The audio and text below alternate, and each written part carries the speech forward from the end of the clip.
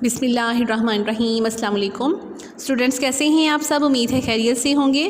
ہمارا چیپٹر ہے آبادی، معاشرہ اور پاکستان کی ثقافت، اور تدریسی مقاصد میں ہم ہیں ابھی اپنے پوائنٹ نمبر 1 پہ، پاکستان میں افزائش آبادی اور تقسیم کی وضاحت۔ ہم نے پاکستان میں افزائش آبادی اور تقسیم کو تو لاسٹ لیکچر میں دیکھ لیا تھا۔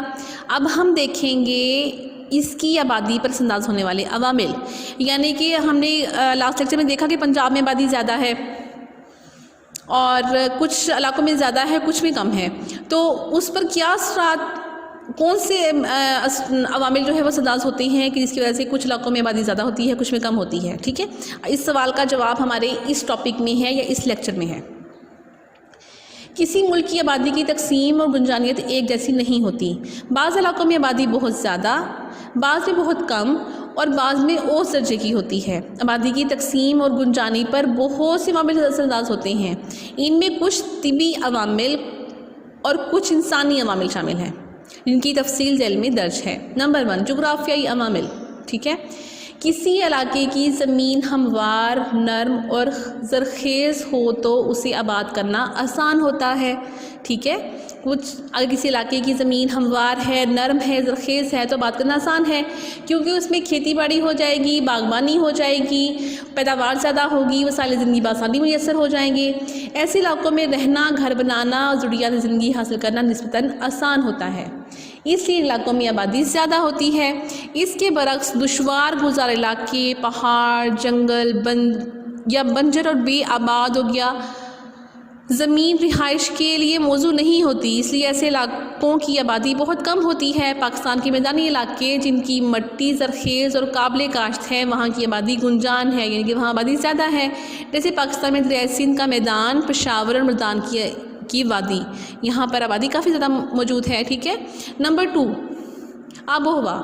جن علاقوں کی آب و ہوا اچھی ہو وہاں انسانی صحت اچھی رہتی ہے، بارشیں بر وقت ہوں تو پیداوار زیادہ ہوتی ہے اور خوراک بکثرت میسر آتی ہے، اس لیے علاقوں میں عموماً آبادی زیادہ ہوتی ہے۔ بڑے بڑے قدیم شہر دریاؤں کے کنارے ہی آباد ہیں۔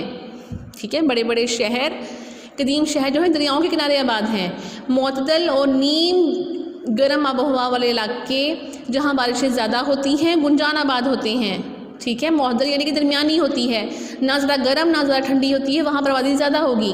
پاکستان کے شمالی پہاڑی سلسلے جہاں پر آب و ہوا شدید سرد ہوتی ہے وہاں پر، اور سطح مرتفع بلوچستان اور صحرائی کے جہاں آب و ہوا زیادہ گرم ہے وہاں پر بھی، ان دونوں علاقوں میں آبادی جو ہے وہ کم گنجان آباد ہے۔ ٹھیک ہے، صوبہ پنجاب کے شمالی علاقوں اور کراچی کی آب و ہوا معتدل ہے جس کی وجہ سے یہ گنجان آباد ہے۔ نمبر 3، معدنی وسائل۔ وہ علاقے جہاں قیمتی معدنیات پائی جاتی ہیں، مثلاً کوئلہ، لوہا، تیل، گیس، قیمتی پتھر، وہاں روزگار زیادہ میسر آ جائیں گے، کافی لوگوں کو روزگار مل جائے گا، اور نقل و حمل کی سہولتیں بھی وہاں پر اچھی ہوں گی کیونکہ یہ معدنیات جو دوسرے علاقوں میں جاتی ہوں گی۔ معدنی علاقوں کے قریب کارخانے اور فیکٹریاں بھی قائم ہو جاتی ہیں، لوگوں کو روزگار اچھا میسر آ جاتا ہے، اس وجہ سے وہاں پر آبادی زیادہ ہو جاتی ہے۔ نمبر 4، آبی ذخائر۔ دنیا میں زیادہ تر آبادی آبی ذخائر کے آس پاس موجود ہے، مثلاً بحیرہ عرب کے ساحل پر پاکستان کا سب سے بڑا اور گنجان آباد شہر کراچی ہے۔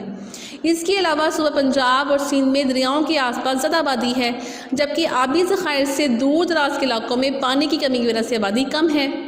ٹھیک ہے، نمبر 5، تجارتی اور صنعتی علاقے۔ جو مقامات یا علاقے تجارتی شہروں پر یا ان کے آس پاس واقع ہیں یا وہاں کی آبادی بڑھ جاتی ہے، خشکی کے علاوہ بحری اور ہوائی راستے بہت اہمیت کی حامل ہیں۔ ٹھیک ہے، مطلب وہ راستے، وہ علاقے تجارتی ہوں یا صنعتی لحاظ سے، اگر وہاں پر یہ سہولیات میسر ہیں تو وہاں پر لوگوں کی آبادی آٹومیٹکلی زیادہ ہو جائے گی۔ چنانچہ ایسے شہر علاقے جہاں تجارتی منڈیوں کے علاوہ بڑی بندرگاہیں اور ہوائی اڈے ہیں ان کی آبادی بڑھ جاتی ہے۔ ایسے علاقے جہاں صنعتیں قائم ہیں وہاں روزگار کے وسائل میسر ہوتے ہیں، اس لیے وہاں آبادی بڑھ جاتی ہے۔ پاکستان میں فیصل آباد صنعتی ترقی کی وجہ سے پاکستان کا آبادی کے لحاظ سے تیسرا بڑا شہر بن گیا ہے۔ کراچی، لاہور، گوجرانوالہ اور سیالکوٹ وغیرہ میں زیادہ آبادی ہونے کی ایک وجہ یہاں پر موجود صنعتیں ہیں۔ نمبر 6 سیاسی اور معاشرتی حالات. ایسے علاقے جہاں سیاسی حالات پرسکون ہوں، لوگوں کو معاشرتی آزادیاں اور معاشی سہولتیں میسر ہوں، وہاں آبادی زیادہ ہوتی ہے. بعض دفعہ سیاسی، مذہبی یا سماجی وجوہات کی بنا پر آبادی ایک علاقے سے اس علاقے میں منتقل ہونے پر مجبور ہو جاتی ہے. جس طرح تقسیم کے وقت ہندوستان سے لاکھوں مسلمان ہجرت کر کے آئے تھے اور پاکستان کے مختلف علاقوں میں آباد ہوئے تھے. ٹھیک ہے، اب اس میں دوبارہ دیکھ لیں جغرافیائی حالات، یعنی کہ جہاں پر زرخیز مٹی ہوگی، کھیتی باڑی اچھی ہوگی، پیداوار اچھی آئے گی، وہاں پر آبادی زیادہ ہوگی. اگر اس کا اپوزٹ دیکھا جائے، جہاں پر پہاڑ، جنگل، بنجر بیاب ہو گیا زمین ہوگی، وہاں پر کم ہوگی آبادی. پھر آب و ہوا، جہاں پر آب و ہوا معتدل ہوگی، درمیانی ہوگی، وہاں پر آبادی زیادہ ہوگی. زیادہ سرد اور زیادہ گرم علاقوں میں آبادی کم ہوگی.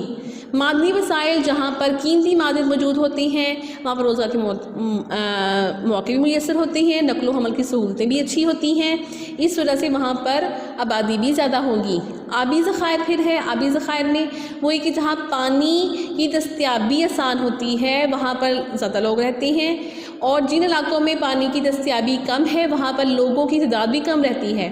تجارتی اور صنعتی علاقے، جن علاقوں میں زیادہ تجارت اور صنعت ہوتی ہے، مثلا کراچی دیکھ لیں، فیصل آباد دیکھ لیں، لاہور دیکھ لیں، گجرانوالہ، سیالکوٹ، یہ سارے علاقے صنعتی لحاظ سے بہت اہم ہیں اور اس وجہ سے یہاں پر آبادی بھی زیادہ ہے.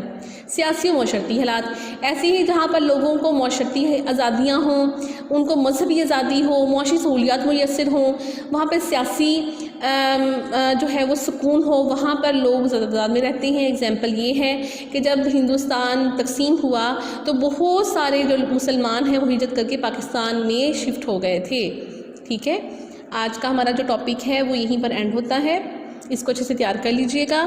آپ کو پتہ ہونا چاہیے کہ آبادی کی تقسیم جو ہے اس پر اثر انداز ہونے والے عوامل کون سے ہوتے ہیں.